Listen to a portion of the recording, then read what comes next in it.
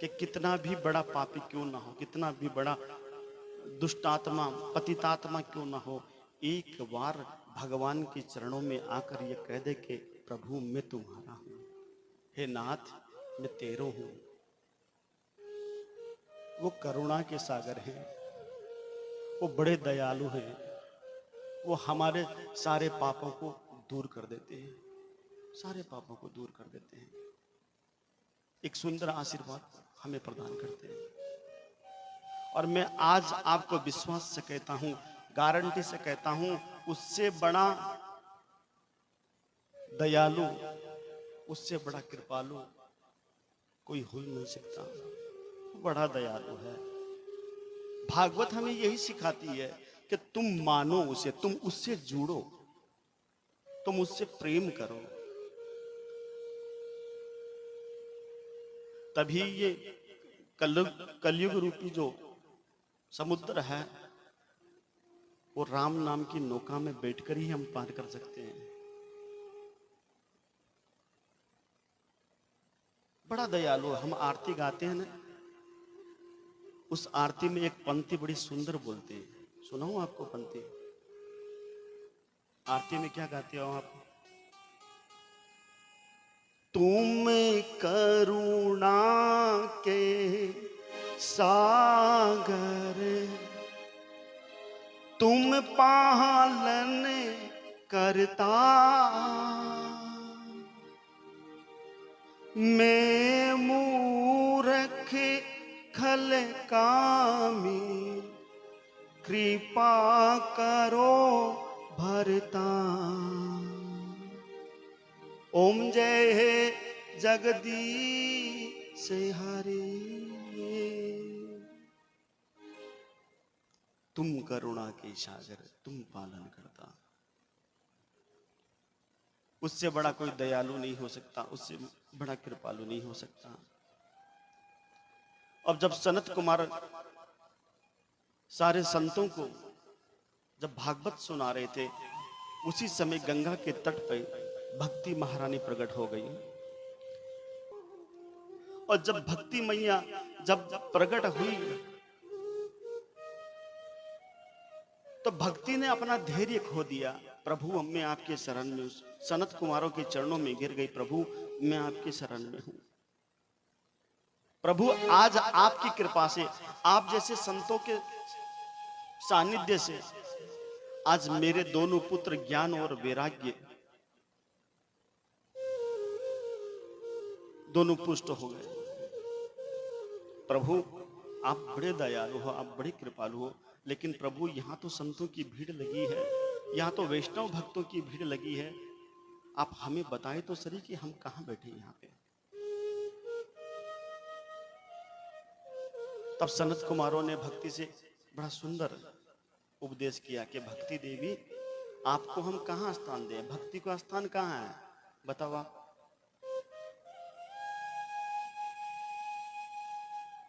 भक्ति का स्थान कहाँ है बताओ।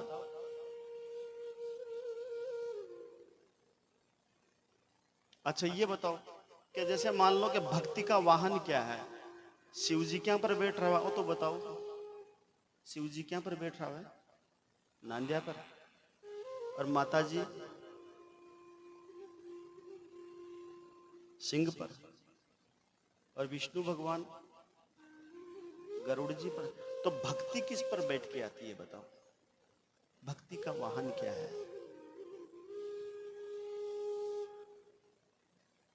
भक्ति का वाहन, भक्ति का वाहन है दीनता। जहां दीनता होगी ना वहां भक्ति आएगी, जहां दीनता नहीं है वहां भक्ति नहीं आएगी। मन को दीन बनाओ, तुम मन को इतना निर्मल बना लो, इतना निर्मल बना लो, इतना दीनहीन बना दो, अरे वो भक्ति तुम्हारे मन में प्रकट हो जाए। जब गरीबी होती है ना घर में, जब गरीबी होती है और एक रोटी होती है, खाने वाले 3 होते हैं, कत्ता प्रेम खावा भी नहीं एक रोटी ने सन आदो आदो कर खावा कौन खावा।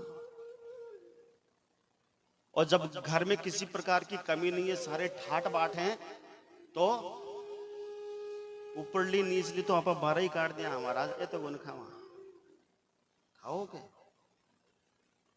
बताओ। और उन्हीं रोटी की कदर कौन करेगा? जो भूखा होगा, जिसको भूख लगी है। कोई मांगने वाला आ जाए, हम वो रोटी उसे दे देते हैं तो कितना, अगर वो भूखा है तो उस रोटी को कितना प्रेम से खाएगा वो। तो जहां दीनता है वहां भगवान है, वहां भक्ति है। भगवान ने हमें सब कुछ दिया है, धन दौलत संपत्ति रुपया पैसा सब कुछ दिया है, लेकिन जब तक मन दीनहीन नहीं है ना, तब तक भगवान नहीं है। आगे कथा में सुनेंगे, ये कलयुग है। आप लोग सभी कहते हो कि महाराज कलयुग है। अरे इसी कलयुग में वो श्री नारायण दौड़ दौड़ के प्रभु से मिले हैं, भाग भाग के भक्तों से मिले हैं इसी कलयुग में।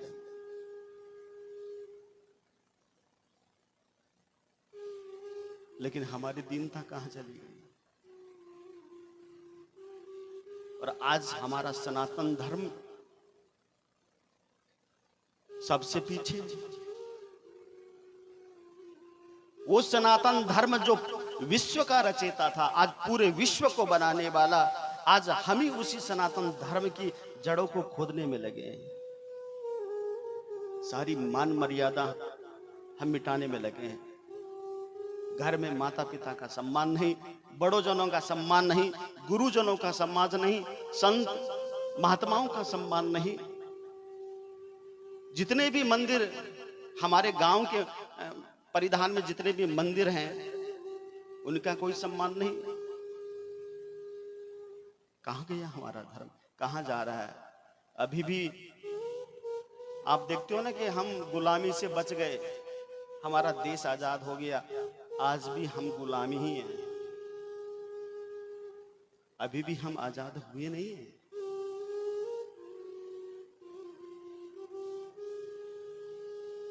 और दूसरी बात तो मैं ये कहूंगा, आज जितने भी लोग यहां बैठे हैं ना, अपने दुख से कोई परेशानी नहीं है क्या आपको दुख? लेकिन हमें परेशानी किस बात की है कि वो आगे क्यों बढ़ रहा है, वो सुखी किया है। हम अपने दुख से दुखी नहीं है, दूसरे को के सुख को देख के जलते हैं। तो सनत कुमारों ने कहा कि देवी, हम आपको कहां स्थान दें? एक काम करो, जितने भी वैष्णव भक्त बैठे हैं, जितने भी वैष्णव भक्त बैठे हैं कथा में, उन सभी भक्तों के हृदय कमल में जाकर विराज जाओ। भक्ति का स्थान कहां है? यहां हृदय में है। तो बड़ा सुंदर स्थान,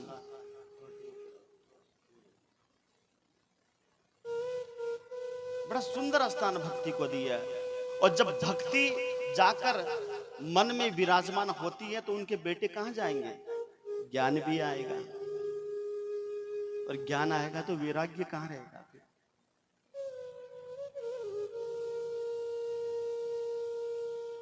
वेद व्यास जी महाराज ने भागवत का जब निर्माण किया था ना, तो हमारे अंदर जो घुन लगे ना, कीड़े लगे हैं ना, उन घुनों को मारने की सबसे प्यारी दवा है श्रीमद् भागवत। इसको सुनो, इसको समझो। तो कथा सुनने का नियम क्या बताया कि जब भी हम कथा सुने तो पूर्ण ज्ञान के साथ, पूर्ण वैराग्य के साथ कथा सुने। कई लोग ऐसे हैं कि आया तो घूमबा ही हाट है कि महाराज का दर्शन कर लिया, कथा चालू होगी जनाब, बैठनू तो पड़ी है, बैठनू तो पड़ी है ना, जावे तो कठों पचा। अभी भी हम यहाँ कथा में बैठे हैं, बुरा मत मानना, कह देता हूं मैं, अभी भी हम कथा में बैठे हैं, लेकिन हमारा मन, किसी का मन घर में है, मतलब वो गेट तो बंद करी को नहीं है। आज बिलोणो तो मैं करे को नहीं, बिजली आई होली को नहीं आई होली, वो काम करियो लो को नहीं करियो लो। तो जब तक हम कथा में बैठे पूर्ण वैराग्य के साथ, दुनिया की चिंता छोड़ो, अरे 2 घंटा आधी घंटा जितना भी हमें समय मिला है, हम बड़े भाव से कथा सुने, पूर्ण वैराग्य के साथ कथा में बैठो।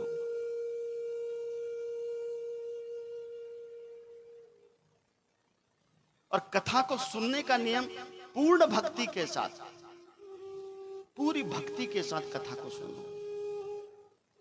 और तीसरा है ज्ञान।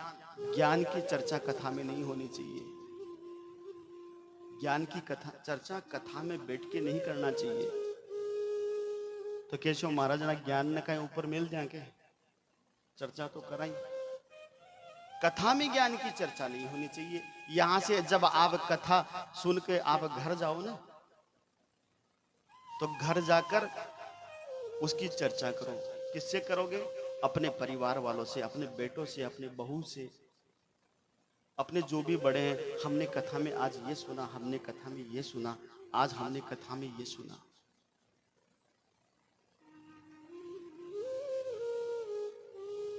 तो पूर्ण ज्ञान वैराग्य के साथ, भक्ति के साथ, और ज्ञान की चर्चा घर में जाकर। कई लोग बहुत से ऐसे हैं, उनको तर्क वितर्क करने में समय नहीं मिलता है। हरि अनंत कथा अनंता, भगवान अनंत है, उनकी कथा भी अनंत है। पूर्ण कोई नहीं है आज तक, सब अपूर्व है, पूर्ण कोई नहीं है।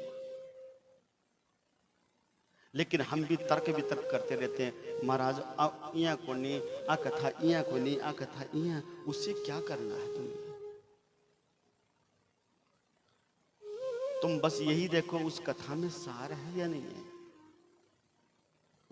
वो कथा भगवान से हमें जोड़ रही है या नहीं जोड़ रही है। वो कथा हमें संतों के सानिध्य में ले जा रही है या नहीं ले जा रही है।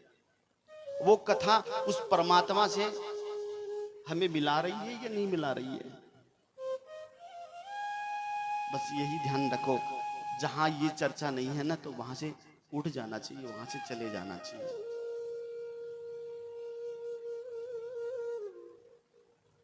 और एक बात मैं आपको बता दूं, बुरा मत मानना, आज जितने भी वक्ता लोग हैं, भागवत जो सुनाते हैं, भागवत जो सुनाते हैं ना, वो भगवान से और संतों से कम जोड़ते हैं। भगवान से और संतों से कम जोड़ेंगे तो क्या करेंगे? वो ज्यादा से ज्यादा खुद से जोड़ने की कोशिश करेंगे। तुम मुझसे जुड़ो ताकि मेरी कथा होती रहे, मेरा सत्संग होता रहे, मेरा प्रवचन होता रहे।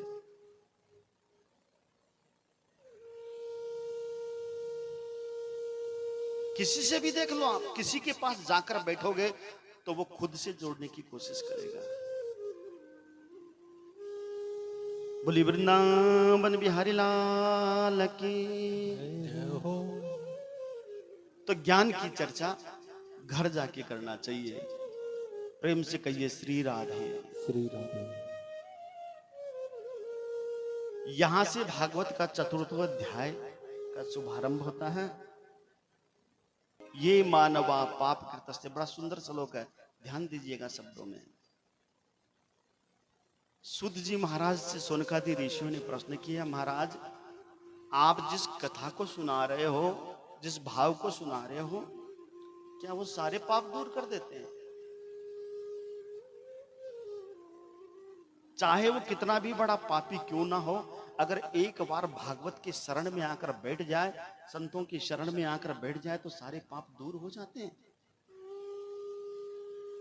अच्छा भगवान ये बताओ, जो हमेशा पाप कर्म में लगा है, कभी उन्होंने धर्म पुण्य नहीं किया, कभी भगवान का नाम नहीं लिया, क्या वो कथा सुन ले तो उस पाप से छूट जाएगा? फिर प्रश्न हुआ, प्रभु जी हमें ये भी बताइए, जो हमेशा क्रोध में रहे, जो विषय वासना में फंसा हुआ, जिन्होंने घर का, परिवार का, माता पिता का, सबका परित्याग किया हुआ है,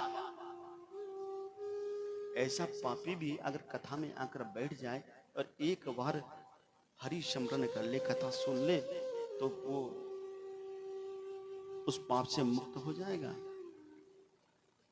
सूत जी महाराज हंसने लगे और ऋषियों से संबोधित कर रहे हैं कि हे सोनकादि ऋषियों, ये तो कुछ भी नहीं है। इस संदर्भ में बड़ी सुंदर एक कथा सुना रहे हैं। देखिए, आइए, बड़ी प्रचलित कथा है ये। गोकर्ण जी महाराज की कथा यहां से शुभारंभ हो रही है।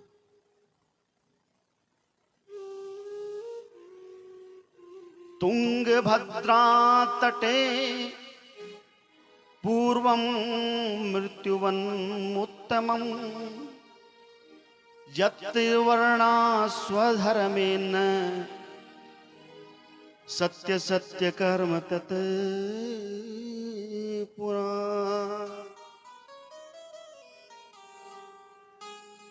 तुंगभद्रा नदी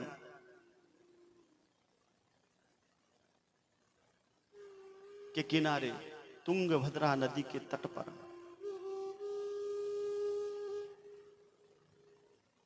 एक बड़ा सुंदर आश्रम।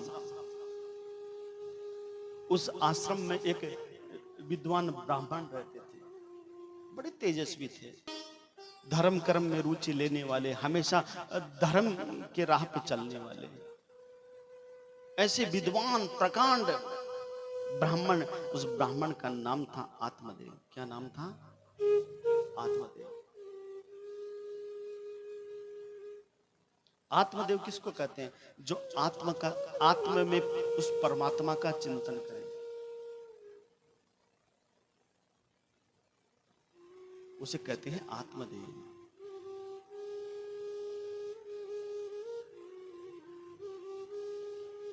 बड़ी सुंदर जगह है ये। जो तुंगभद्रा नदी का जो तट है बड़ा सुंदर है। कभी मौका मिले ना तो आप जाइएगा, तुंगभद्रा नदी के दर्शन कीजिएगा वहां जाकर। लेकिन हमारे जो प्यारे गुरुदेव हैं रघुवीर दास जी महाराज, वो अभी दक्षिण की यात्रा में गए थे, तो वो फेसबुक पर लाइव चला रहे थे, दिखा रहे थे कि तुंगभद्रा नदी तट बड़ा सुंदर पावन स्थल है वहां पे। तो तुंगभद्रा नदी के तट पे एक विद्वान ब्राह्मण रहते थे। उस ब्राह्मण का नाम था आत्मदेव जी महाराज।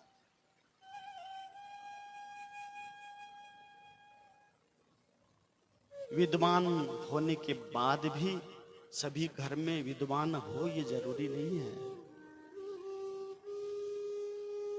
और गृहस्थी थे, संतान नहीं।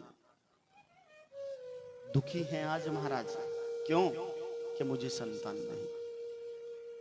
दुखी हैं वो। उनकी पत्नी का नाम है धुंधली। क्या नाम है? धुंधली। और आत्मदेव जी महाराज बड़े विद्वान थे। उनके विपरीत उनकी पत्नी नाम था धुंधली। धुंधली कैसी? धुंधली न तो पति की बात माने, न घर की बात माने, न सासू ससुरों की बात माने।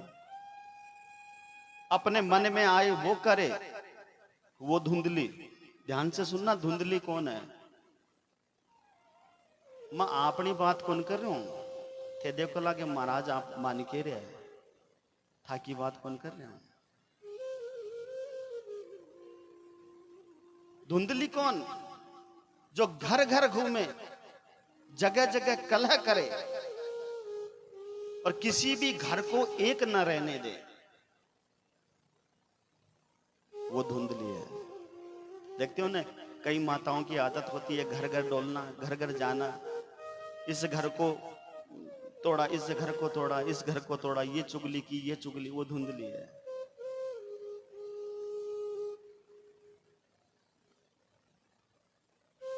और आत्मदेव जी महाराज दुखी हैं। दुखी होने का कारण क्या है? पुत्र नहीं है।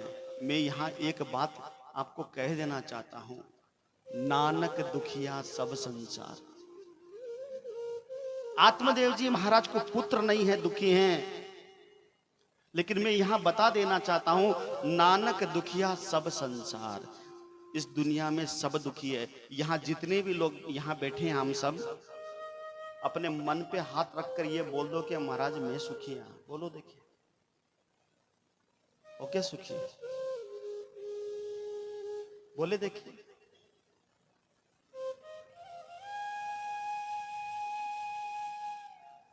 कोई तन दुखी, कोई मन दुखी, कोई धन बिन रहते उदास, थोड़े थोड़े सब दुखी, सुखी राम को दास। कोई तन से दुखी है, शरीर में रोग लगा है, ठीक है, आज बाद दवाई ले वो तो भूलगा। कोई तन दुखी, कोई मन से दुखी है, कोई धन बिना रहित उदास, थोड़े थोड़े सब दुखी, सुखी राम को दास। नानक दुखिया सब संसार, इस संसार में सभी दुखी हैं। तो आत्मदेव जी महाराज भी दुखी हैं, क्यों? संतान नहीं है। अब जिका के संतान नहीं हुआ वो तो दुखी के, बताओ देखा सही है या गलत? हाँ ना बोल जो देखा, जिका के संतान नहीं वो दुखी के, बोलो तो सही, हाँ ना को जवाब तो दो। दुखी है। और जिका के संतान है वे तो सुखी है के? जिका के संतान है वे तो सुखी है के? वे तो रात ने पग दबार थका आराम सोना है के? सेवा कर सोना है के?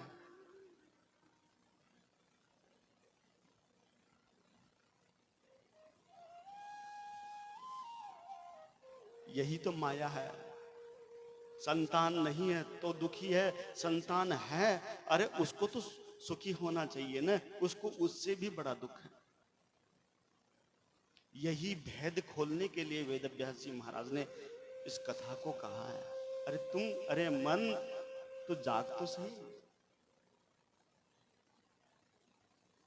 आत्मदेव जी महाराज दुखी होकर एक दिन मन में विचार किए। क्या विचार किए?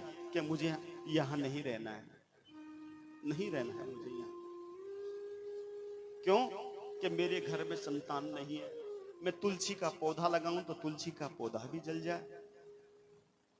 अरे मैं इतना बड़ा पापी हूं, इतना बड़ा पतितात्मा हूं, इतना बड़ा कि मैंने एक गाय को लाकर, 3 साल की बच्चियां को लाकर गाय को पाली, आज 6 साल की हो गई, उसे भी बाछा बच्चियां नहीं है।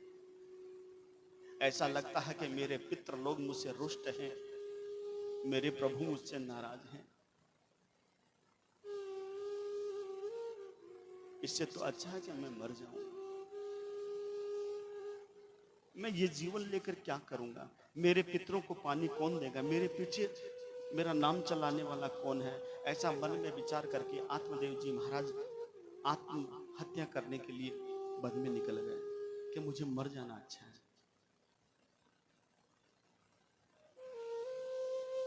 तो आत्मदेव जी महाराज जैसे ही वन में पहुंचे,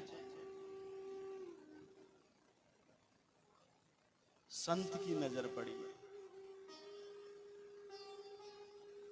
उसी नदी के तट पर एक संत महात्मा रहते थे, ठीक है। संत महात्मा की नजर पड़ी। विद्वान ब्राह्मण है, गायत्री तेज इसके चेहरे पे चमक रहा है, विद्वान है, बड़ा सुशील है, ज्ञानवान लगता है। लेकिन ये पगला कैसे गया? ये नदी की तरफ क्यों दौड़ रहा है? ऐसा तो नहीं कि ये कहीं अपना शरीर न त्याग दे, प्राण न त्याग दे। तो संत हृदय नवनीत समाना, संतों का हृदय तो घी की तरह होता है, मक्खन की तरह होता है।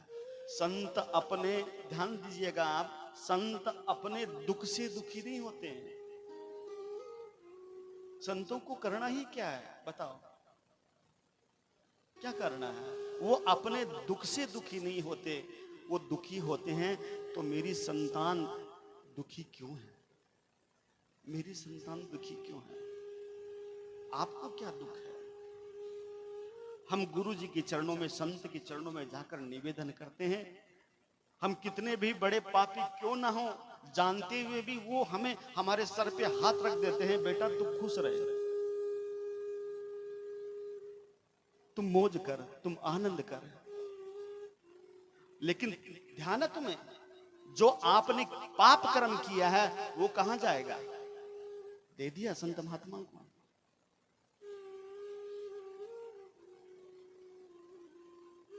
उनको क्या दिया आपने? ऐसा कोई भी व्यक्ति है बताइए जो पुण्य कर्म करता है, धर्म कर्म करता है, राम नाम को जपता है और वो जाकर संतों के चरणों में दंडवत करता है? बताइए। आपके पास तो चाबी हाथ लगी हुई है, घर में चाहे कुछ भी करो, झूठ बोलो, पाप कर्म करो, क्रूर कर्म करो, कैसा भी कर्म करो, आपन तो जार महाराज के करने झुटड़ो है। महाराज राखो आपत निरोग और राशि।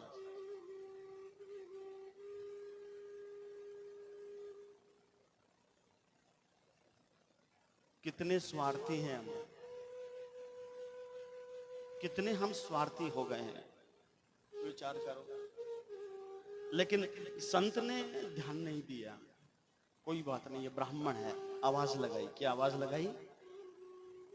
कथम रोदसी विप्र त्वं काते चिंता विलीयसी वद तुम सत्वरं मह्यम स्वस्य दुःखस्य कारणम। भगवान, हे ब्राह्मण देवता, ये क्या कर रहे हो? आत्महत्या कर रहे हो? मरने जा रहे हो? हम मरने जा रहा हूं। क्यों? मुझे संसार में नहीं रहना। क्यों नहीं रहना? संसार मुझे धुतकारता है। क्यों धुतकारता है? कि इसके संतान नहीं है, जिसके संतान ना हो उसका सुबह उठते ही मुंह देखने का धर्म नहीं है, ऐसा बोलते हैं। कहां लिखा हुआ ये बताइए, देखिए। संत ने समझाया, नहीं महाराज रोकिए मत, मुझे मरना है। हाथ पकड़ा संत ने, बेटा आत्महत्या करना पाप है। ब्राह्मण ने कहा ये सब ज्ञान हमें भी आता है, ये अगला प्रवचन तो मने भी आवे, लेकिन मुझे संतान नहीं है, क्या आप मुझे संतान दे सकते हैं? ये कृपा कर सकते हैं आप? तो महात्मा ने कहा, ब्राह्मण देवता ऐसे थोड़ी होता है, छोड़िए महाराज। संत ने खूब समझाया, बेटा ब्राह्मण देवता आत्महत्या नहीं करते। आप बताओ, आत्महत्या मरना अच्छी बात है या बुरी बात है? ये बताओ। हम बात बात पे मरने के लिए तैयार हो जाते हैं। मैं मरचूं, मैं मरचूं। बात बात में हम आत्महत्या करने की प्रयास करते हैं, करते हैं या नहीं करते हो? अच्छी बात है। विचार करो, ये मनुष्य शरीर, ये मानुष चोला 84 लाख योनि भोगने के बाद में तुम्हें ये मनुष्य शरीर प्राप्त होता है। कितने लाख? 84 लाख। और मनुष्य शरीर पाकर भगवान ने हमें अमृत रूपी कलश हाथ में दिया है। ये जो हमारा शरीर है ना, ये अमृत रूपी कलश है। ले बेटा,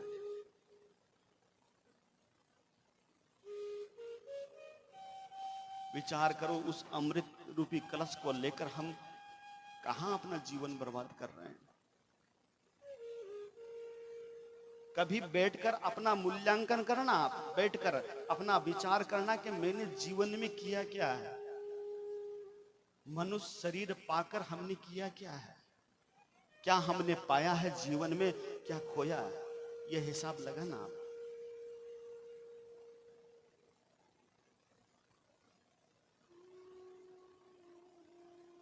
सब कुछ तो धीरे धीरे हमने यूं ही बर्बाद कर दिया।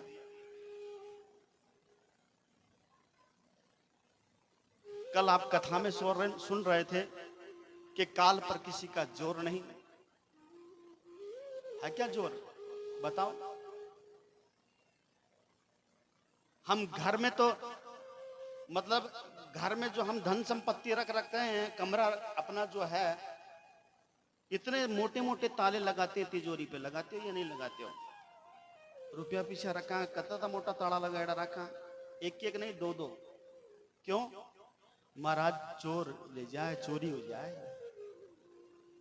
उस पे तुम ध्यान देते हो कि मेरा धन मेरी संपत्ति मेरा वैभव नहीं चला जाए, लेकिन कभी विचार किया है वो काल रूपी चोर हमारे बीच में से किसी न किसी को वो चोरी करके ले जाता है। दादा गया, दादा को ले गया, पिता को ले गया, भाई को ले गया, पुत्र को ले गया, कभी उस पे ताला लगाने की कोशिश की है? लगा लो। वो काल रूपी चोर आए दिन हमारे परिवार में से किसी न किसी सदस्य को निकाल के ले जा रहा है।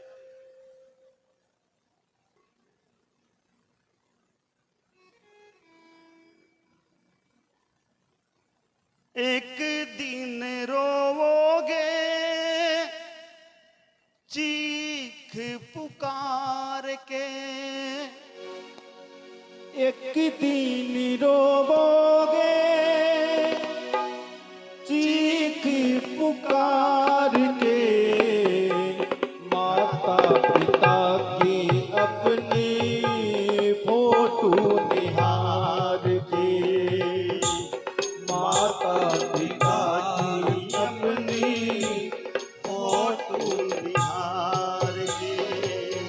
ओ एक दिन रोगे चीखे पुकार के, माता पिता की अपनी फोटो निहार के, माता पिता के अपने फोटो निहार के।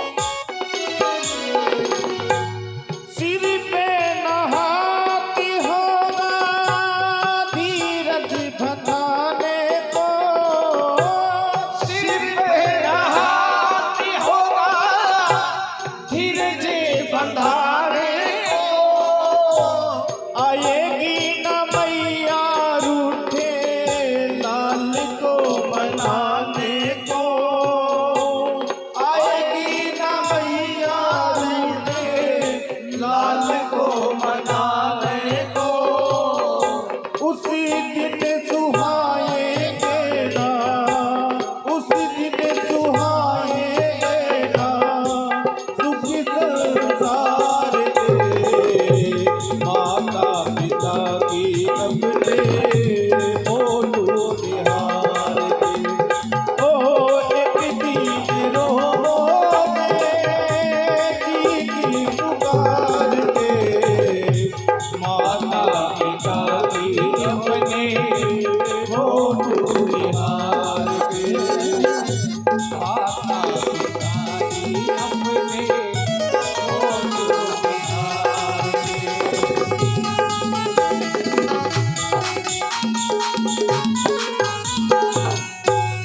कोई भी न जागेगा तेरे इंतजार में, कोई भी न जागेगा तेरे इंतजार में, रोवोगे ऐसे जैसे मधी मझधार में, रोवोगे ऐसे जैसे मधी मझधार में, भूल नहीं पाएगा तू, भूल नहीं पाएगा तू माता के प्यार को, माते पिता के अपने फोटो निहार के, माते पिता की अपनी फोटो निहार एक दिन रोवोगे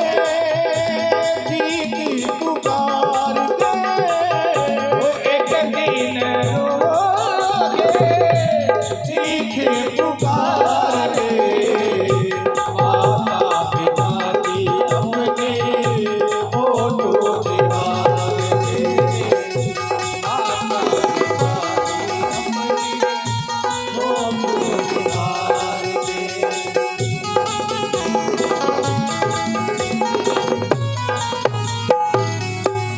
माता की ममता पिता का सहारा,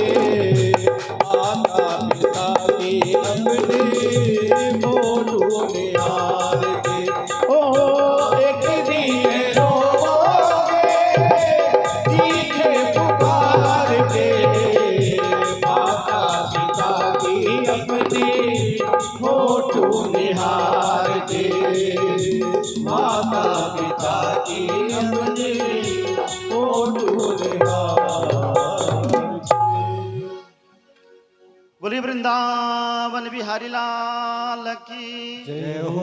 बोली सतगुरुदेव की जय हो। 84 लाख योनि भोगने के बाद में नर तन मिला। जीवन का हिसाब लगाना, घर जाओ ना यहाँ से, घर जाकर बैठना कि मैंने अपने जीवन में क्या कमाया है। हिसाब हम किसका लगाते हैं? महाराज हमने इतना कमाया, इतना कमाया, हमारा गाड़ी हमारी, मकान हमारा, घर हमारा, परिवार हमारा, संतान हमारी, हमने इतना इतना इतना कमाया, ये मैंने बनाया, ये मैंने बनाया। वो ठिकाना बनाए या नहीं बनाया? यहां से जाओगे ना, जिस घर में हम रह रहे हैं ना, ध्यान से सुनना, जिस घर में हम रह रहे हैं वो 5 पंचों की पंचायती धर्मशाला है।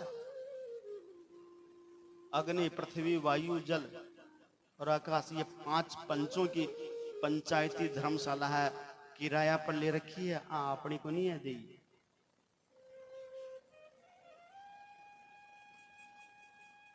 और जिस दिन किराया नहीं दोगे ना, धक्का मार के इस घर से निकाल दे, भाग यहां से।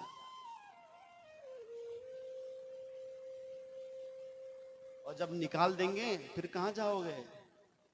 रह लेना घर में, रह लेना फैक्ट्री में, रह लेना दुकान में।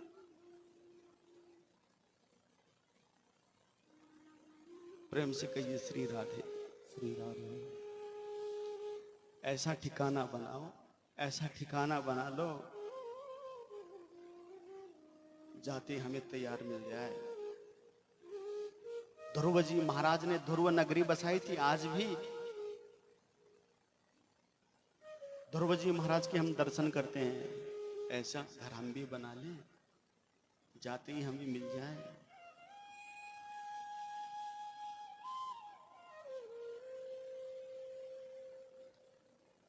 तो आत्मदेव जी कहते हैं, ब्राह्मण देवता रो मत, अपने विवेक से काम लो। संतान संतान करके क्यों रो रहे हो? ये चिंता मत करो। चिंता चिता तक पहुंचाती है। इंसान को चिंता है ना, वो चिता तक पहुंचाएगी। ज्यादा चिंता करोगे चिता तक ले जाएगी तुमको। चिंता को छोड़ो, चिंता को छोड़ो और चिंतन करो कि वो परमात्मा मुझे कैसे मिलेगा, वो ठाकुर मुझे कैसे मिलेगा, वो भगवान मुझसे। संतों के सानिध्य में जाए ना, एक काम की बात बताता हूँ। हम संतों के सानिध्य में जाते हैं, कोई पूछता महाराज मारो काम कद साल सी, महाराज मार छोरा को ब्यावड़ो कदो सी, महाराज मैं रोगली यही रेशू क्या है, महाराज माँ के कोई टापरो मिलसी या कोनी मिल रहा है, महाराज जीवता जुगना सुख है या कोनी। ये सब प्रश्न हम संतों के सानिध्य में जाके करते हो। मैं थारी बात कौन करूं? आपा तो चौकी चौकी बात ही पूछा। ये बात तो आप जार पूछा ही चाहिए।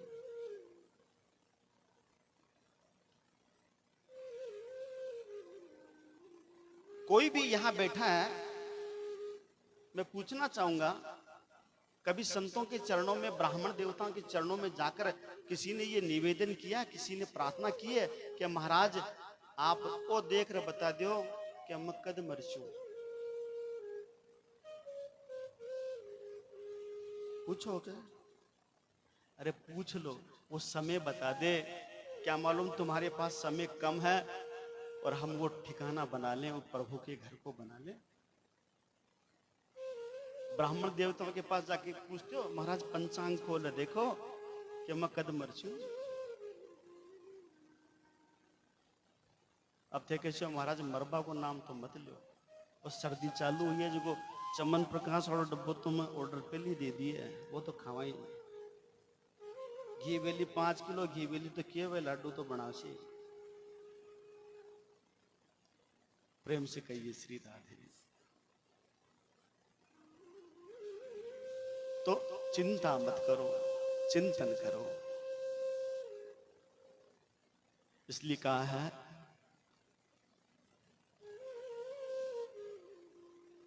मुंचा ज्ञानम प्रजारूपम बलिष्ठा कर्मणो गति विवेकम तू समासाध्ये तज्य संसार वासनम।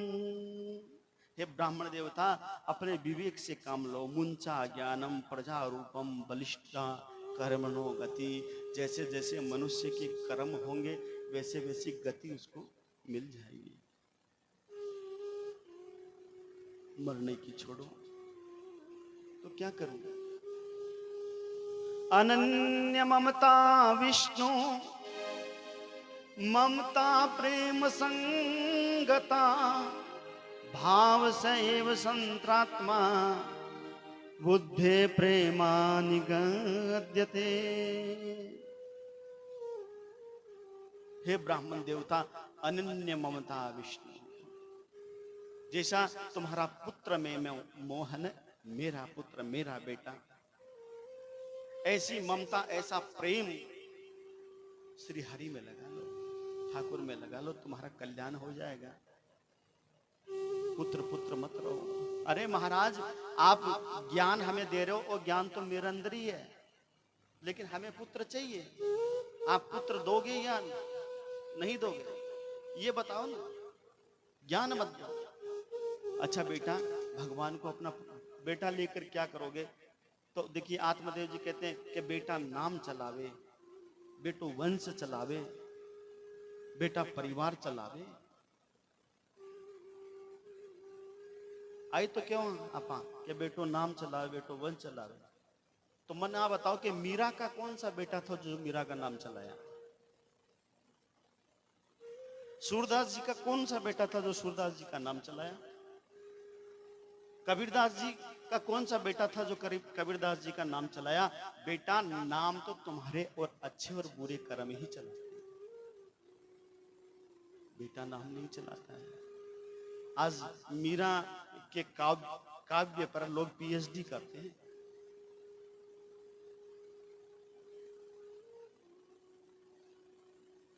ध्यान रखना, बेटा भाई पुत्र अपने सगोत्री परिवार वाले नाम नहीं चलाते हैं। हमारा जो कर्म, हमारा व्यवहार, लोगों के प्रति हमारा सम्मान वो कैसा है, वही तुम्हारा नाम चलाएगा। इसलिए बेटा, जितना तुम आकुल और व्याकुल हो रहे हो ना पुत्र के लिए, भगवान को अपना बेटा मान ले। संसार के बेटे, मैं आपको गारंटी से कहता हूं, लिख लो आप, संसार के बेटे, आपके बेटे आपके आंखों में आंसू दे सकते हैं, लेकिन परमात्मा को, भगवान को अपना पुत्र बना लिया ना, वो तुम्हारी आंखों में आंसू आने नहीं देगा, वो आने नहीं देगा। ये संसारिक बेटे हमें ठोकर मारेंगे, इसकी कोई गारंटी नहीं है। धक्का देकर भी बाहर निकाल देंगे। देखते हैं ना, समय ऐसा आ गया, माँ छोटे वाले के पास, बाप बड़े वाले के पास, कभी इस घर में कभी इस घर में। माता पिता की कदर क्या है? देखो, सुनो आप,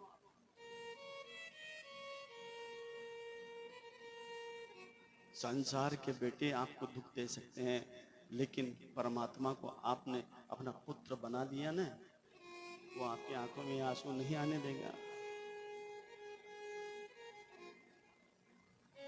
इसलिए अनन्य ममता, जितना प्रेम अपने पुत्र के प्रति है ना,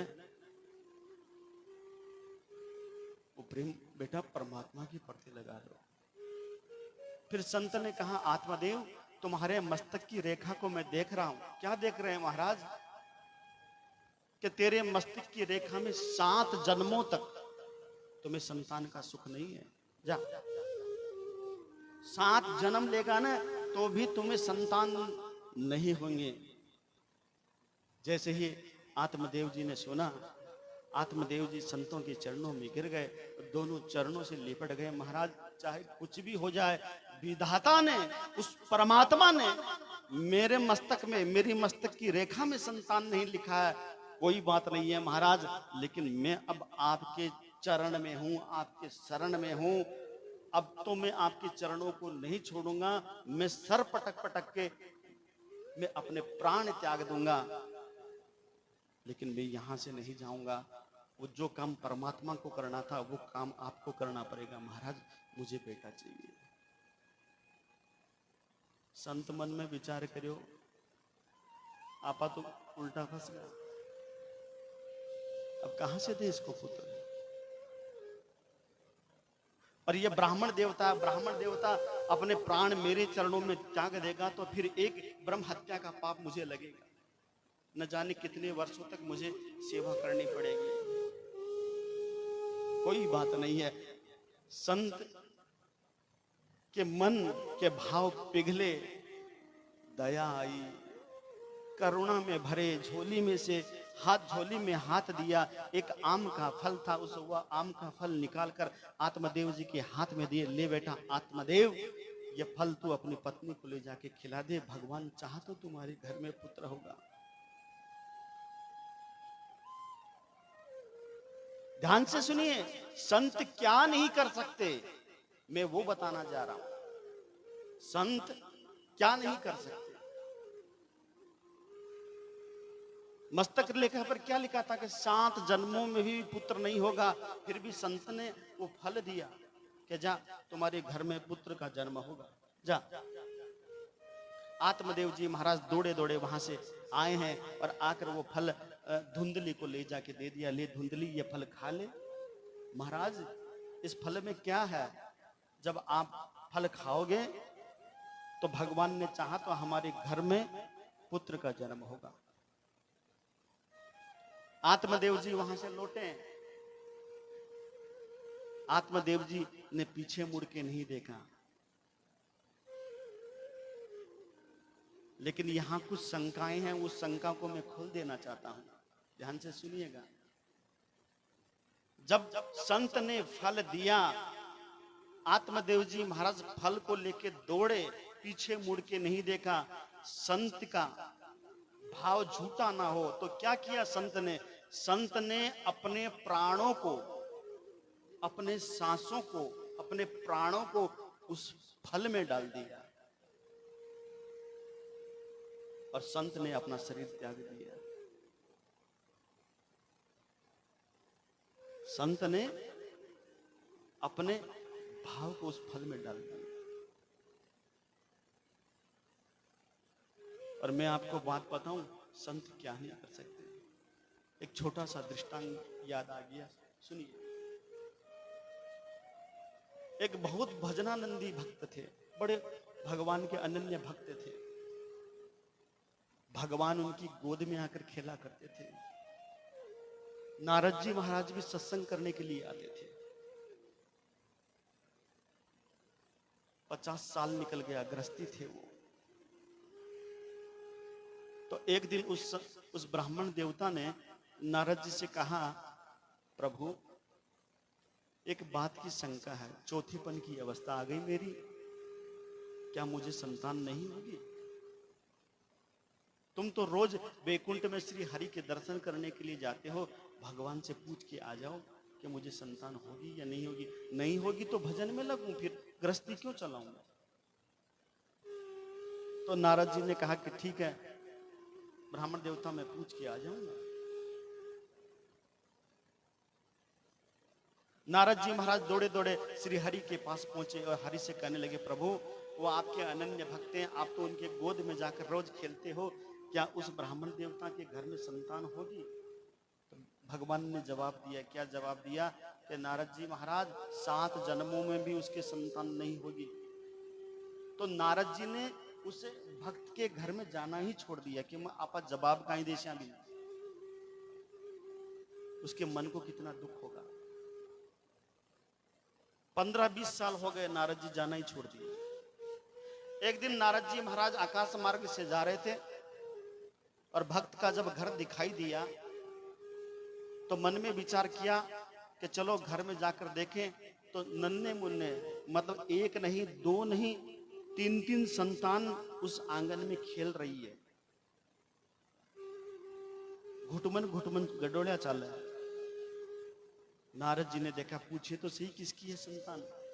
नारद जी जाकर पूछे कि ब्राह्मण देवता ये संतान किसकी है? तो कहा, प्रभु हमने आपको काम बताया था, भगवान से पूछने के लिए कहा था।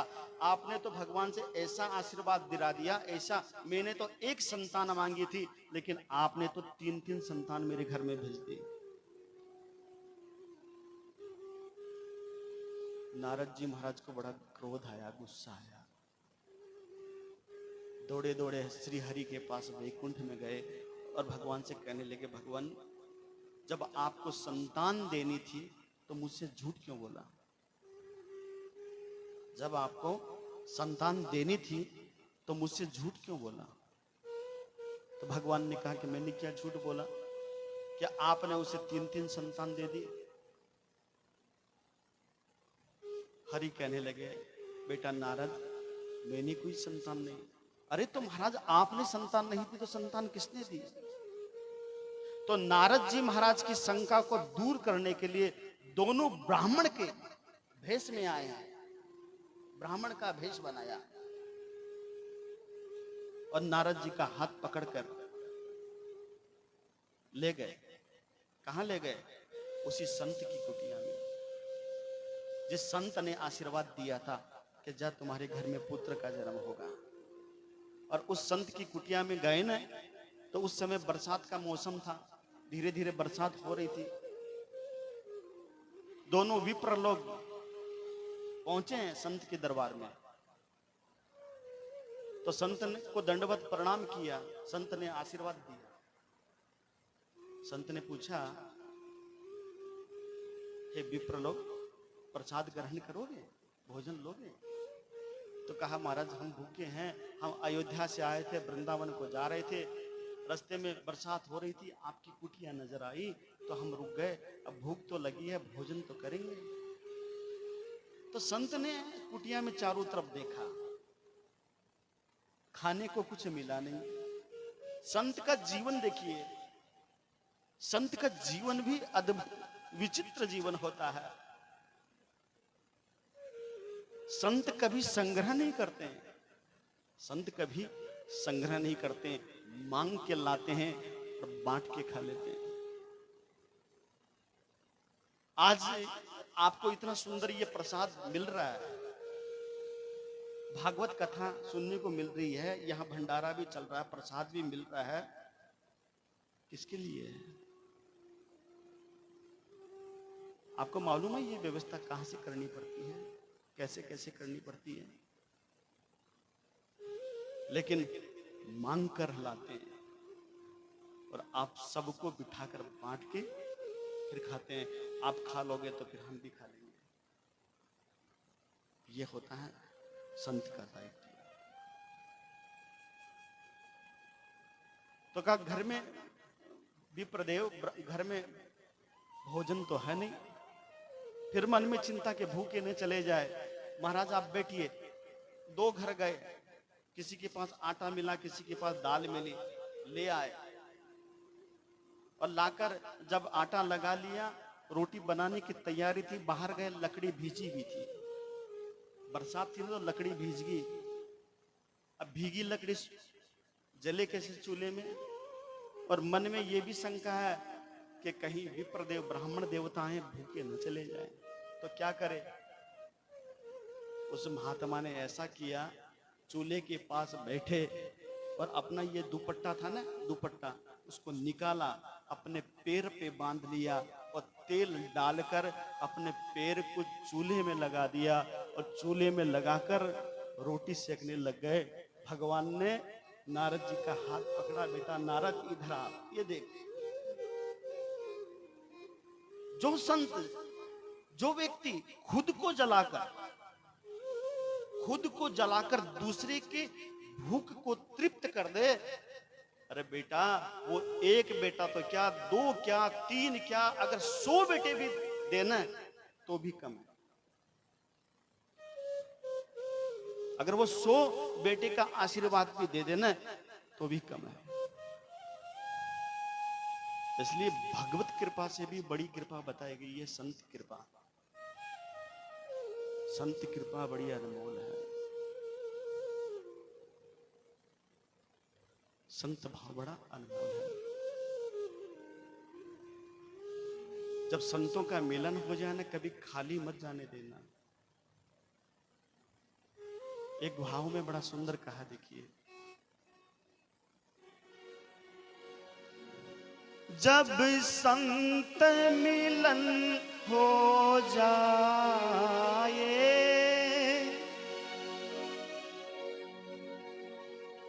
तेरी वाणी हरि गुण गाए।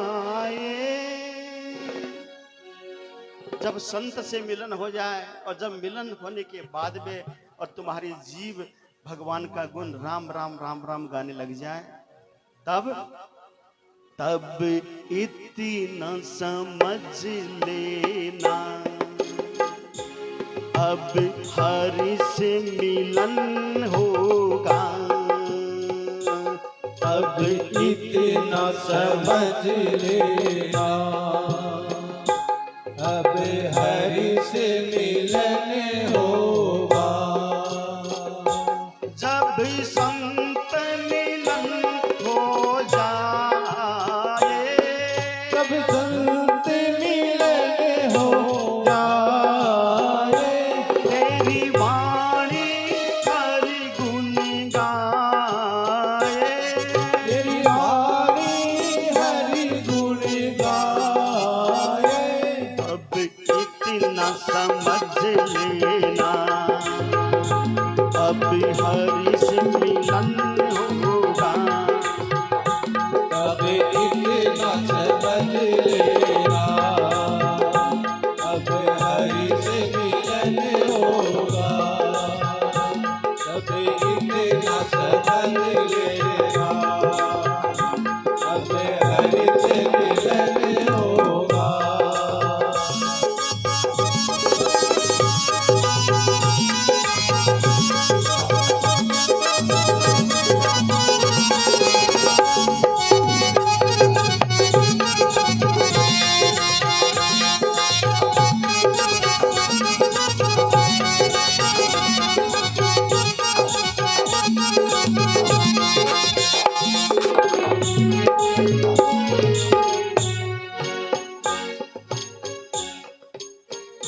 पल पल हरि तो याद आए, पल पल हरि को याद आए।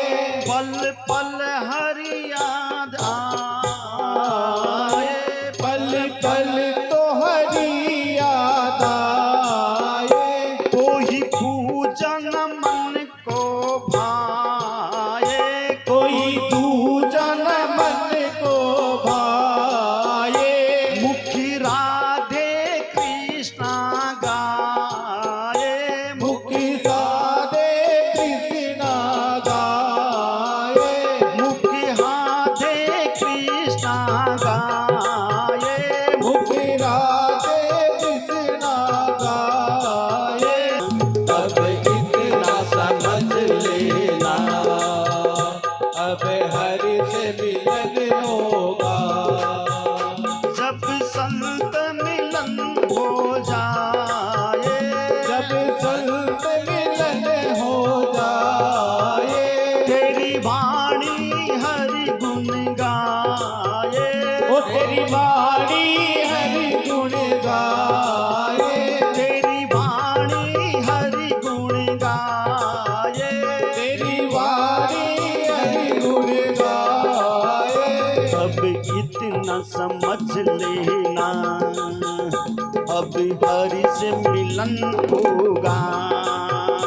अब इतना समझ लेना, अब हरि से मिलन होगा।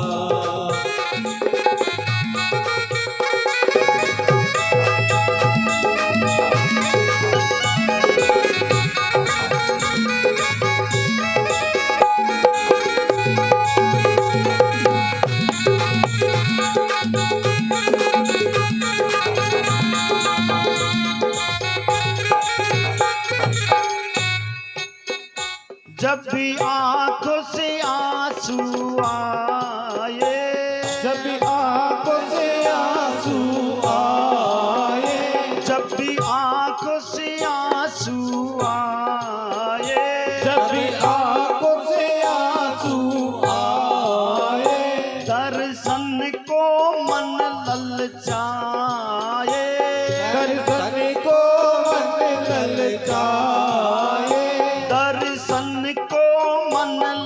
ललचाए, दर्शन को मन ललचाए, कोई और नजर ना आए, कोई और नजर ना आए, कोई और नजर ना आए, कोई और नजर ना आए। तब इतना समझ लेना, अब हरि से मिलन होगा, अब इतना समझ लेना, अब हरि से मिलन होगा, अब इतना समझ लेना, अब हरि से मिलन होगा। ओ जब संत मिलन हो जाए, जब संत मिलन हो जाए, तेरी वाणी हरि गुण गाए, तेरी वाणी हरि गुण गाए, जब इतना समझ लेना, अब हरि से मिलन होगा, जब इतना समझ लेना, अब हरि से मिलन होगा। तो भगवत कृपा से भी बड़ी सदगुरु की कृपा होती है। और जब फल ला के दिया, पड़ोस में एक लुगाई आएगी, बिन पूछवा लागी कि देवी महाराज ये फल ला के दिए कि खा ले के मेरे संतान होगी, मेरे को एक बताओ, जिसके बच्चे होते हैं उसको कितनी तकलीफ होती है। किया तो मैं उठ छू, किया बैठ छू, किया चाल छू, किया फिर छू।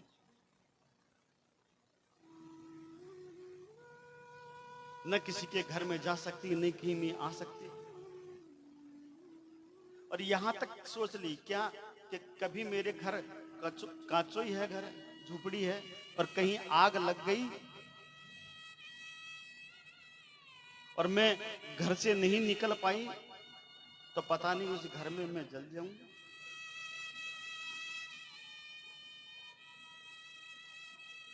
तो पड़ोसन कह दिया कि भाई देवी जलमा जी का दुख तकलीफ तो हुई है, दुख तो हुई है, तो क्या करूं मैं? अपने पति आत्मदेव जी महाराज को क्या कहूंगी?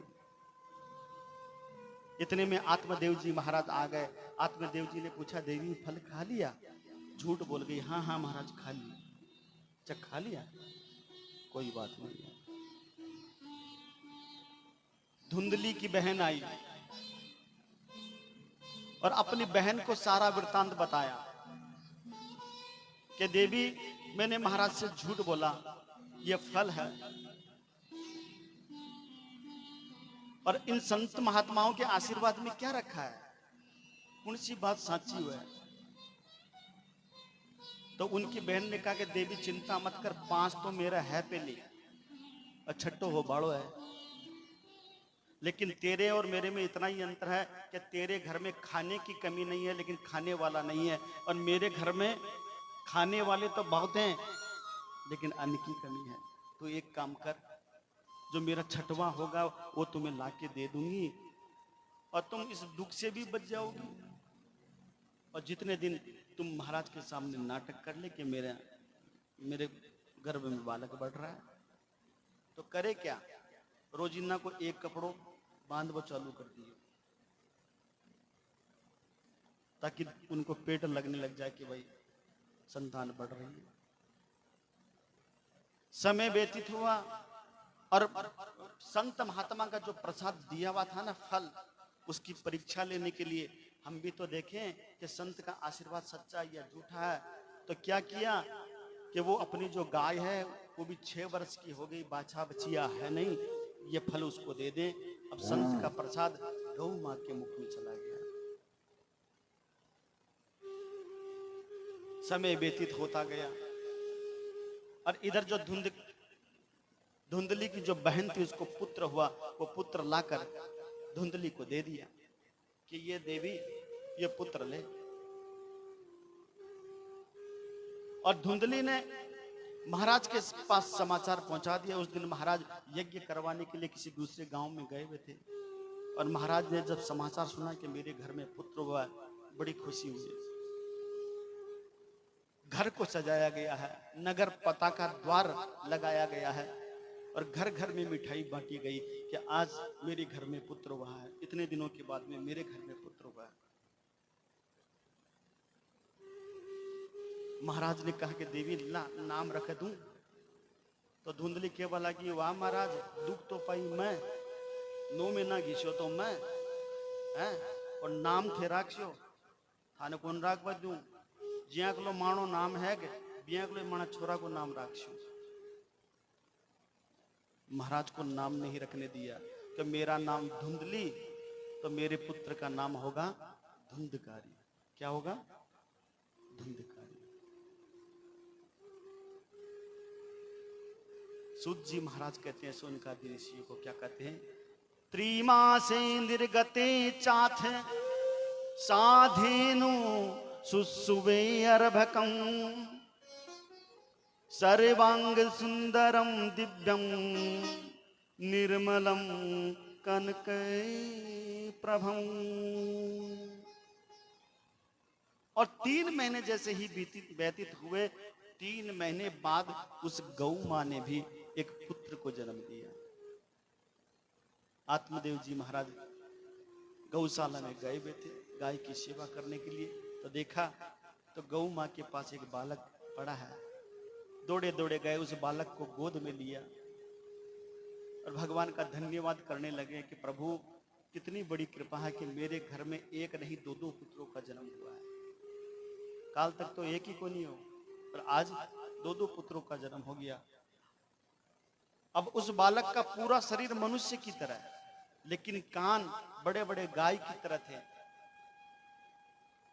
तो सर पे हाथ रखा आत्मदेव जी ने, उस बालक का बड़ा सुंदर नामांकन संस्कार किया कि गाय की तरह कान है, इसलिए मैं अपने इस पुत्र का नाम रखता हूं गौकरण। रखता हूं गौकरण। बोलिए गौकरण जी महाराज की जय हो।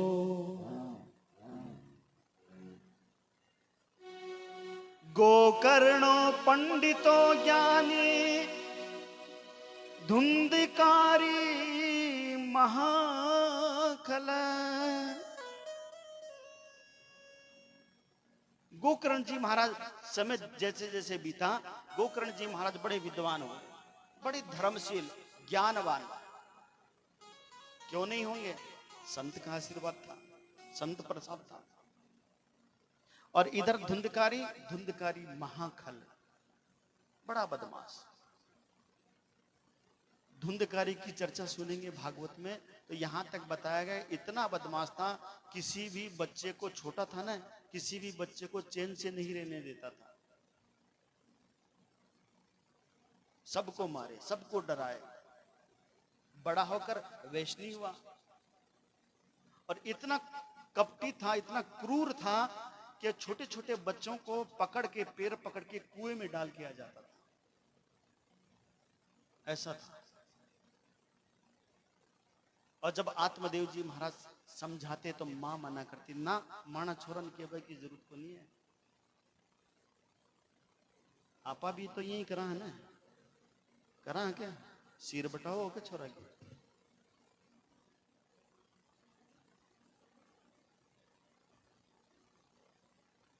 आपनी बात कौन करे? आपा तो आपा ताबरान चरित्र शिक्षा देवा, जीव शिक्षा कौन देवा?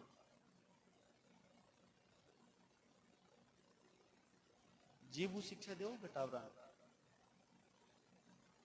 जीव कौन दो? आ तो कोनी है कि वे थाने शिक्षा देवा लग जाए।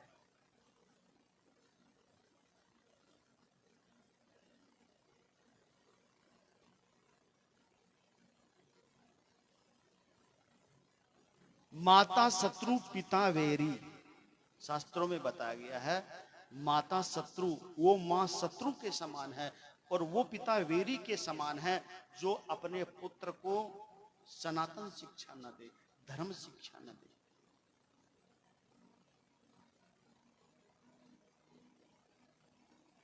इसलिए हम अपने बच्चों को पेट भरने की कला तो सिखाते हैं, पेट भरने की कला के साथ साथ हमारे धर्म की शिक्षा, दूसरों के साथ कैसा सम्मान करना चाहिए, कैसा व्यवहार करना चाहिए, ये शिक्षा भी तो देनी चाहिए हमें, नहीं देनी चाहिए। और बुरा मत मानना, आज हम सबसे ज्यादा दुखी हैं, 90% से ज्यादा लोग। हमें नहीं मालूम, हमारे पास आते हैं, महाराज और तो सब ठीक है लेकिन छोरा कन्नू दुखी है।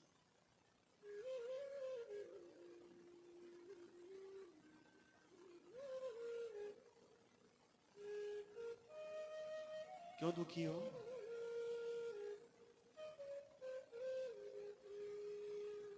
संतान के लिए दुखी।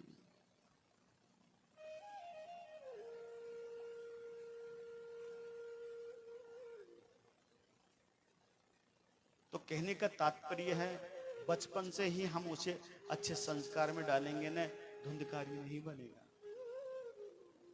वो गोकर्ण जैसा बन जाएगा।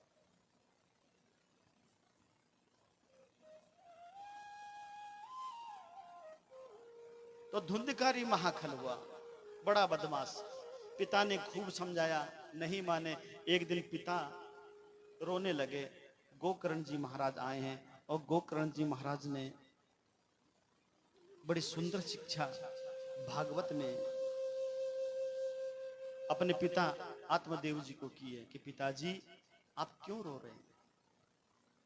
कि बेटा तुम्हें मालूम है तुम्हारा भाई जुआ खेले है, ताश खेले है, शराब पीवे है, मदिरा पीवे है, वैष्णवी हो गया, हमारे पूरे धन को, हमारे पूरे घर को, हमारे परिवार को, यहां तक कि हमारे कुल को भी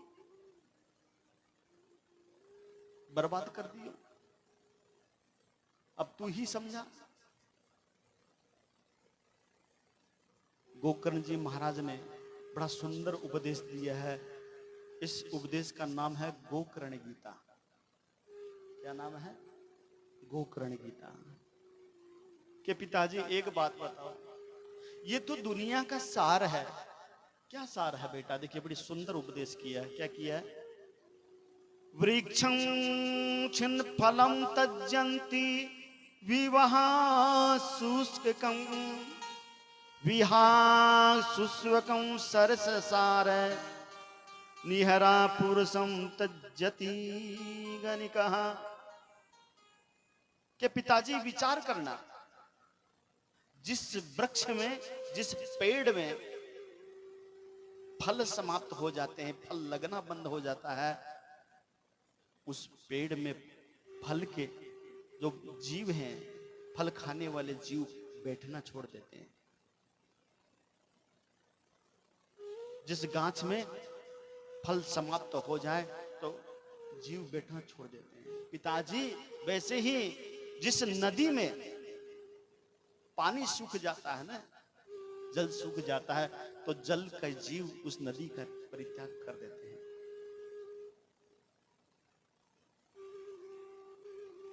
जिस व्यक्ति के पास धन संपत्ति नहीं है, गणिका उसका साथ छोड़ देती है, परिवार वाले साथ छोड़ देते हैं। और जो राजा भ्रष्ट है, वैष्णवी है, उस राजा का साथ उसकी प्रजा छोड़ देती है। छोड़ती है? नहीं छोड़ती है। तो पिताजी इसमें कौन सी बुरी बात है? मेरा बेटा, मेरा धन, मेरी संपत्ति आपका है क्या? क्यों रो रहे हैं? आपने धन को अपना मान लिया, बेटे को अपना मान लिया, परिवार को अपना मान लिया, तभी रोना पड़ रहा है। और मैं आपको एक बात गारंटी से कहता हूं, लिख लो ये बात भी आप, अगर हमारे आंखों में अगर आंसू है तो वो आंसू अपने ही देते हैं। हमारे आंखों में जो आंसू है वो आंसू अपने ही देते हैं। पराये के तो मजाल भी नहीं कि तुम्हारी तरफ देख सके, तुम्हारी आंखों में आंसू देख सकते। जितने भी रिश्ते होते हैं, जितने भी नाते होते हैं, वो सब दुख का कारण है। एक दिन तुमको रुलाएंगे जरूर,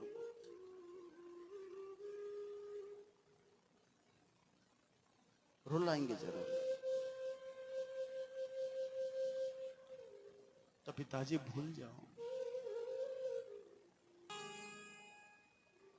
पिताजी बहुत गई, थोड़ी रही। पिताजी बहुत चली गई, थोड़ी रही है। अब थोड़ी बची जीवन में, ये रोना धोना। पिताजी आप एक बार ये मान लो कि मेरा घर नहीं है, मेरी संतान नहीं है, भूल जाओ पिताजी। बाकी का जो समय बचा है, 60 वर्ष की आपकी आयु हो गई, थोड़े वर्ष और जिएंगे। मेरा पुत्र, मेरा बेटा, मेरा धन, मेरी संपत्ति छोड़ दे पिताजी, आप इस व्यथा से निकल जाए।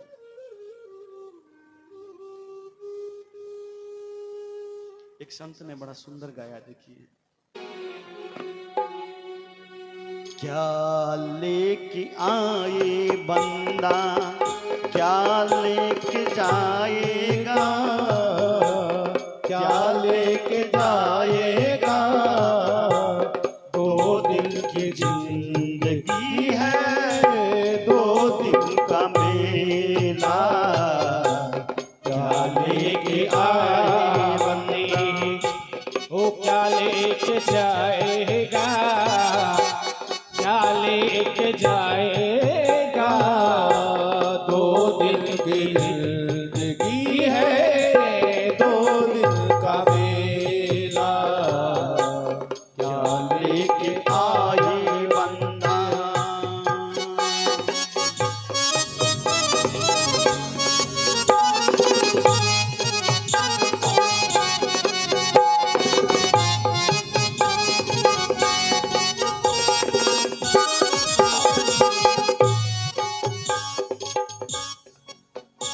इस जगत सराय में मुसाफिर रहना 2 दिन का।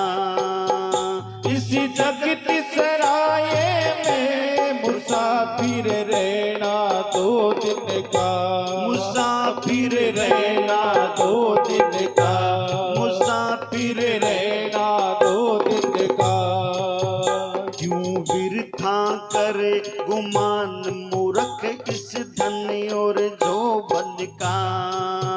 क्यों बिरथा करे गुमान मूर्ख इस धन और जोबन का।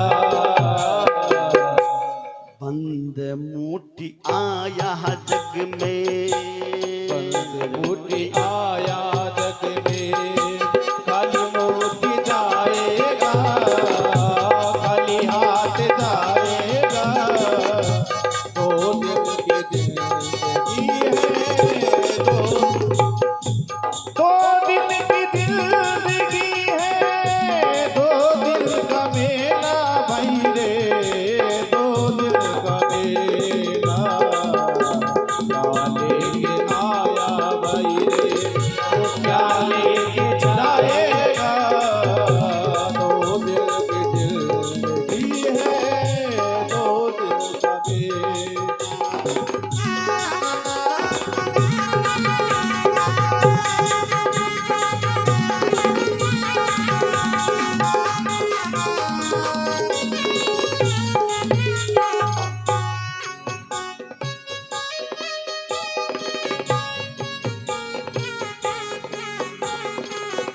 कहाँ गए बलवान 3 पर धरती तोलनिया, तेरे कहाँ गए बलवान 3 पर धरती तोलनिया, 3 पर धरती तोलनिया। जग में पड़ती धाक नहीं का कोई साम बोलनिया, तारी जिनकी पड़ती धाक नहीं का सामे बोलनिया।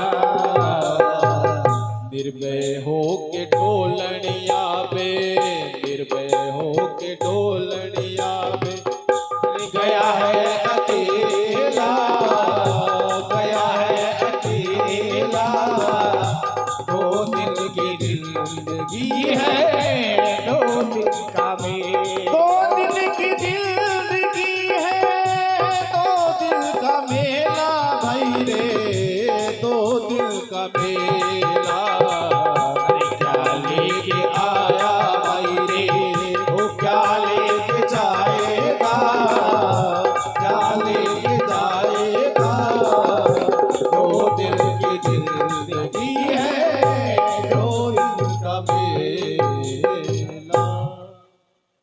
क्या लेके आई बंदा, क्या लेके जाएगा, 2 दिन की जिंदगी है, 2 दिन का मेल।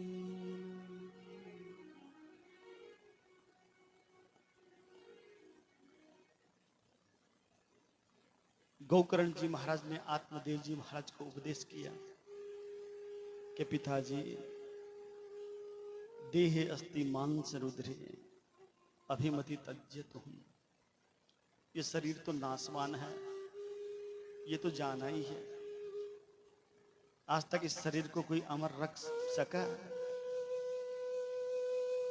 पिताजी, वैराग्य राग रसिको भव भक्ति निष्ठा, अभी भी समय है पिताजी, वैराग्य धारण कर लो। मेरा बेटा, मेरा धन, मेरी संपत्ति, मेरा वैभव, मेरा सुख छोड़ दो पिताजी, मत रो। क्यों रो रहे हो?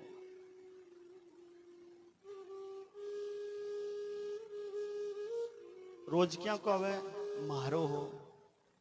अरे मारो काई है, हके थारो थारो तो तेरे सागे क्यों बन जाएगा? ले जाओ, मकान ले जाओ, घर ले जाओ। इसलिए पिताजी, वैराग्य राग रसिको, समय बचा है, पता नहीं कौन सी घड़ी, कौन सा पल, कौन सा भाव उस ठाकुर के मन को छू ले तुम्हारा। कौन से भाव पर ठाकुर वो करुणा निधि रीझ जाए तुम पर, कौन से भक्ति से वो प्रसन्न हो जाए। पिताजी छोड़ो ये मेरा तेरा। भागवत में वर्णन आता है, 60 वर्ष की आयु थी आत्मदेव जी महाराज की। गोकर्ण जी की बात यहां मन पे लगी कि सही कहता है, मेरा कुछ है ही नहीं, मैं किसके लिए रोऊं? मेरा बेटा नहीं, मेरा बेटा होता तो ऐसा थोड़े होता। मेरा धन नहीं, मेरी संपत्ति नहीं, मेरा सुख नहीं, मेरा वैभव नहीं, मैं क्यों रहूं? और सीधा वन में चले गए और वन में जाकर भागवत जी के 10वें स्कंद का पाठ करने लगे। और भगवान श्री कृष्ण चंद्र को आत्मदेव जी ने प्राप्त किया है, परम गति को प्राप्त किया है। भक्त वत्सल भगवान की जय हो।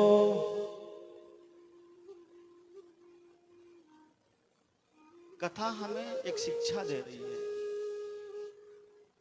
कि भक्ति में समय नहीं होता है। भक्ति में उम्र नहीं देखी जाती है कि ये किस उम्र का है। भक्ति में छोटा बड़ा नहीं देखा जाता है कि ये छोटा ये बड़ा है। भक्ति में ऊंच नीच नहीं देखा जाती है। क्या देखा जाता है? भक्ति में बस यही देखा जाता है कि इसका मन कैसा है, इसके भाव कैसे हैं, इसका प्रेम कैसा है।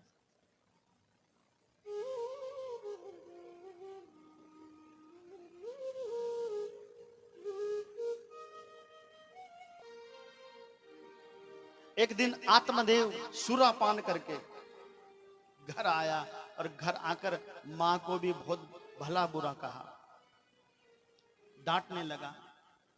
आज मां को भी चिंता है कि उस दिन महाराज सही कह रहे थे कि बेटी को बिगाड़ो मत। मैं इसका पक्ष लेती रही, आज मेरी संतान बिगड़ गई है। कभी धन मांगे, कभी बर्तन मांगे, कभी गहने मांगे। बेटा मैंने तुम्हें सब कुछ दे तो दिया, अब मेरे पास क्या है? तो धुंधकारी कहने लगा, तुम्हारे पास कुछ नहीं है तो निकलो घर से। तो धुंधली देखिए, झुकना सबको पड़ता है। कोई कहता ना कि मैं को नहीं झुकूं। धुंधली ने नहीं माना ना अपने जीवन में कि मैं भक्ति करूं, मैं पूजा करूं। झुकना सबको पड़ता है। अरे आज नहीं झुकोगे तो मत झुको, हाथ में लकड़ी ऐसी ना झुक जाए जो। झुकना तो पड़ेगा। आज धुंधली को ज्ञान हो रहा है, जब समय पूरा निकल गया कि सही कह रहे थे, लेकिन अब क्या करूं।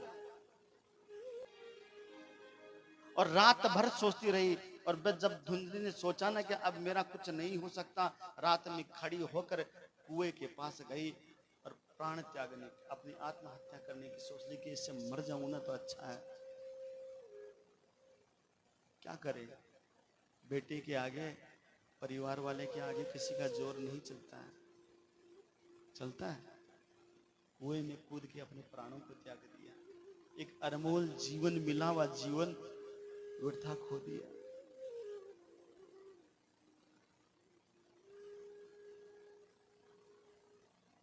ध्यान रखना एक बात, जब तक हम संसार के रहेंगे ना, जब तक हम संसार के रहेंगे, विश्वास रखना हमारा कोई हो नहीं सकता, हमारा कोई नहीं होगा। और जिस दिन संसार से नाता टूट जाएगा ना, उस दिन कोई सतगुरु, परमात्मा, कोई धनगुरु हमें रास्ता दिखाने वाला जरूर मिल जाएगा। जब तक हम परिवार के हैं, जब तक हम दुनिया के हैं, तब तक हमें आंख नहीं होगी।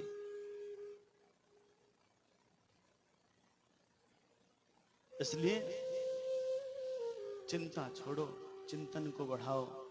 बस चिंतन यही बढ़ाओ कि ठाकुर कैसे मिलेंगे, भगवान की पूजा कैसे करूं, भक्ति कैसे करूं, मन में भाव कैसे आए, मैं उसके पास कैसे पहुंचूं।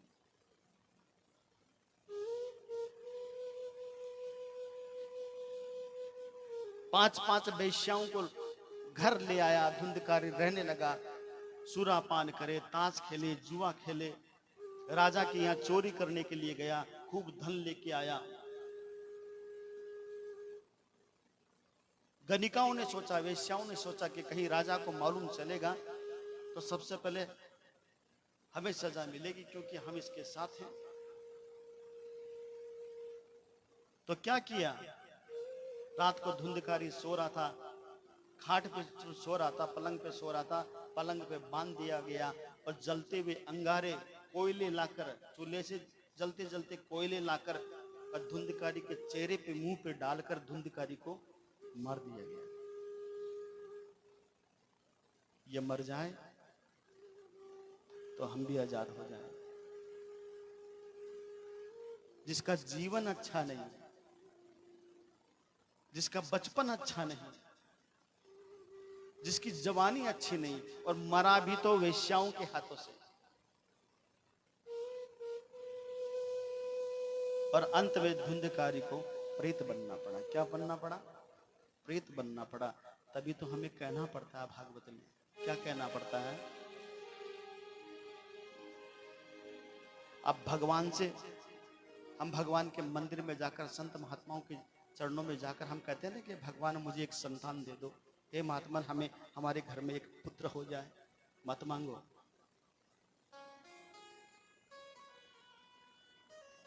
मांगना है ना, भगवान के सामने खड़े होकर, संत महात्माओं के चरणों में खड़े होकर एक ही प्रार्थना करो कि भगवान मुझे चाहे संतान एक ही दे, मुझे 2 3 4 5 की जरूरत नहीं है, मुझे एक ही संतान दे, लेकिन वो संतान लायक दे।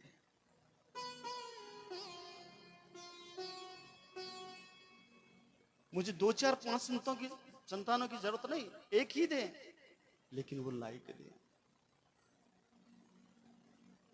सोचो कि जो पुत्र पुत्र संतान संतान करते हैं, कोई जरूरी को नहीं कि वो सपुत्री जन्म है, कपुत्र जल जाए तो वो तो 2 मिनट का रोना था। संतान होती है, होती ही चले जाए तो 5 दिन रोशनाबाई हुई, चलेगी, बड़ी हो गई फिर चली जाए तो साल 2 साल रोएंगे कि टाबर हो, बड़ो हो, चलेगी।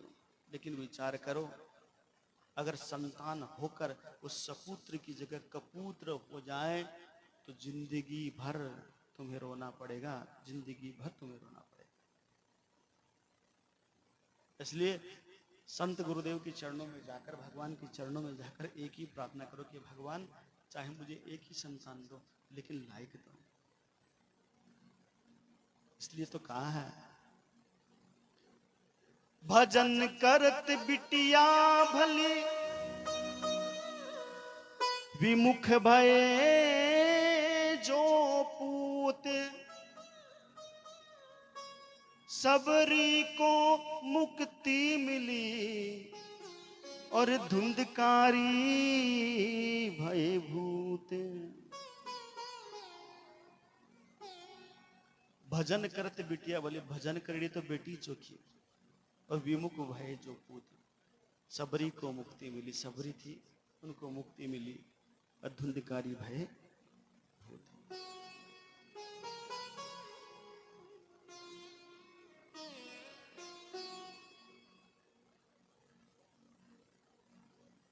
गोकर्ण जी महाराज घर आए हैं, सारा श्राद्ध क्रियाक्रम करके जब घर पहुंचे, रात को सोए तो अलग अलग रूपों में गोकर्ण जी महाराज को धुंधकारी दिख रहे हैं। और गोकर्ण जी महाराज ने पूछा, भैया तुम कौन हो? तो बड़ा सुंदर जवाब दे रहे हैं। क्या दे रहे हैं? अहम भ्राता त्वदीयो अस्मि धुंधकारिति नामत। अच्छा, कि भाई मैं तुम्हारा भाई हूं। अच्छा भाई हो, धुंधकारी। अच्छा धुंधकारी, तुम्हारी मुक्ति हुई नहीं? मैंने तो कितने पिंड दान करवा दिए, तुम्हारे सारे क्रियाकर्म करवा दिए। तो धुंधकारी ने कहा, भैया मेरी मुक्ति कैसे होगी? स्वकीय नेव दोषेन ब्रह्म तुम नतास्ति मया। भैया मुझ जैसे पापी की मुक्ति नहीं हो सकती। मैंने घर का त्याग किया, परिवार का परित्याग किया, समाज का परित्याग किया, माता पिता का परित्याग किया, और मरा भी तो मैं वेश्याओं के हाथों से। मेरी मुक्ति कैसी होगी भैया? मैं बड़ो दुख पाऊं, मुझे बड़ो संकट हुए हैं। भैया मुझे आजाद करो, मुझे इससे मुक्त करो। गोकर्ण जी महाराज ने कहा कि भैया अभी तो तू जा, सुबह सूर्य भगवान से पूछूंगा कि तुम्हारी मुक्ति का उपाय क्या है।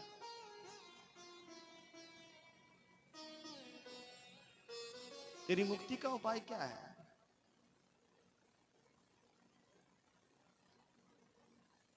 तो गोकर्ण जी महाराज सुबह उठकर भगवान सूर्य को अर्घ दिया है, और अर्घ देकर सूर्य भगवान से प्रार्थना की कि भगवान हे सूर्य नारायण भगवान, मेरा भाई धुंधकारी जो प्रेत योनि के अंदर है, प्रेत योनि में है, उसकी मुक्ति का उपाय क्या है?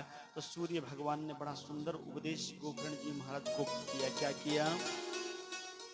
हे गोकर्ण जी महाराज, श्रीमद् भागवतम मुक्ति सप्ताहम वाचनम कुरु। हे गोकर्ण जी महाराज, आप चाहते हो कि मेरे भाई को मुक्ति मिले? एक काम करो बेटा गोकर्ण, तू अपने भाई के लिए भागवत करा दे। अच्छा महाराज, भागवत से मुक्त हो जाएंगे? भागवत कराने से वो मुक्त हो जाएंगे? तो कहा भागवत से तो बड़े बड़े जूनी बड़े बड़े प्रेत लोग मुक्त हो जाते हैं। एक काम कर, तू चाहता है तो अपने ही मुख से अपने भाई को भागवत सुना दे। बोलिए भागवत भगवान की जय हो। धन्य भागवती वार्ता प्रेत पीड़ा विनाशनी। धन्य है भागवत की कथा, प्रेत बनने के बाद भी ध्यान से सुनिएगा। धन्य है भागवत की कथा जो प्रेत बनने के बाद भी मोक्ष प्रदान कर दिया उसे।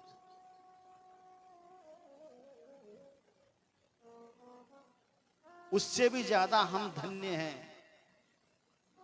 उससे भी ज्यादा हम धन्य हैं कि प्रेत बनने से पहले ही हम कथा सुनने बैठे हैं। आपा काई बणस्या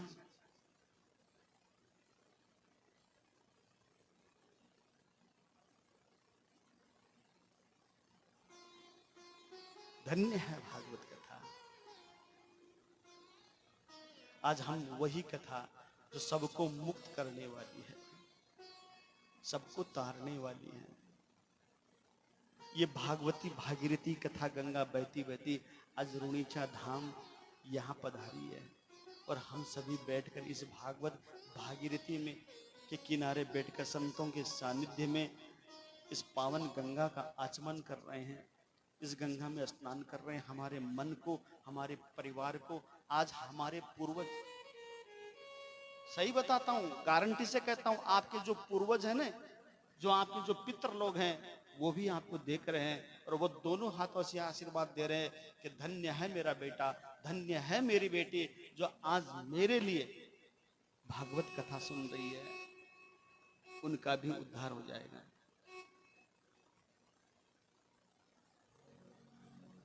तो श्रावण मास आगे, सावन का महीना है। गोकर्ण जी महाराज ने धुंधकारी के लिए भागवत की है। सप्त ग्रंथि का बांस रखा गया, उसमें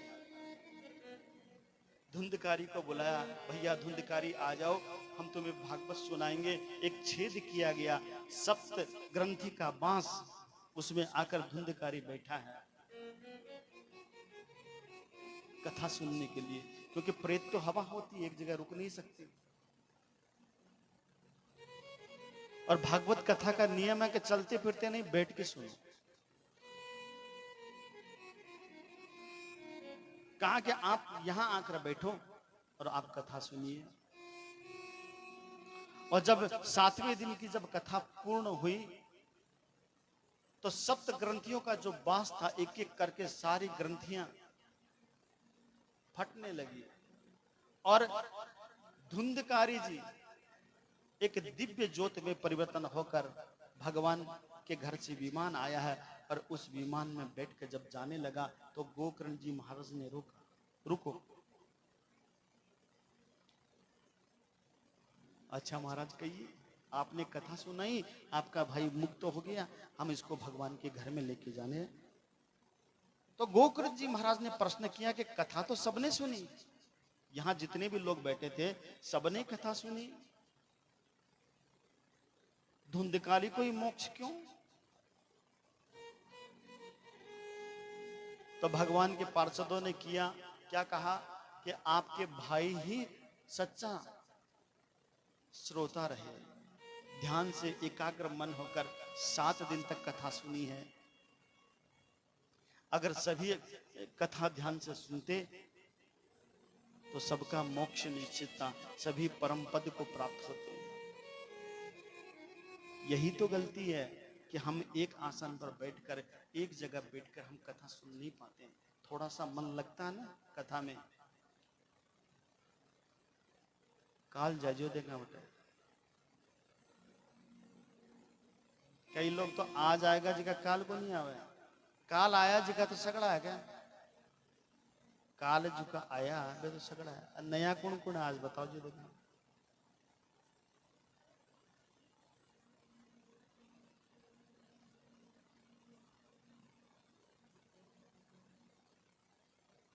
बोले वृंदावन बिहारी लाल की जय हो।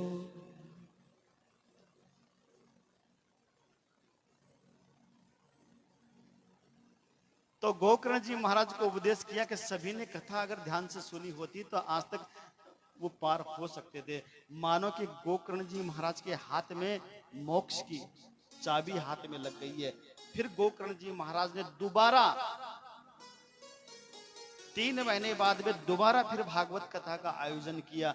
सारे ग्रामवासी बड़े ध्यान से, बड़े प्रेम से भागवत कथा को श्रवण किया। और 7वें दिन भगवान के घर से सबके लिए विमान आए। और भागवत में यहां तक वर्णन है, तद ग्रामे में स्थिता जीवा अश्व चंडाल जातये विमाने स्थानापिते अपि गोकर्णे कृपया तदा। भागवत में यहां तक लिखा है कि उस गांव के कुत्ते चांडाल सबके लिए, गैया मैया सबके लिए भगवान के घर से विमान आए हैं और सभी विमान में बैठकर भगवान के परम धाम को पधारे हैं। बोलिए गोकर्ण जी महाराज की जय हो।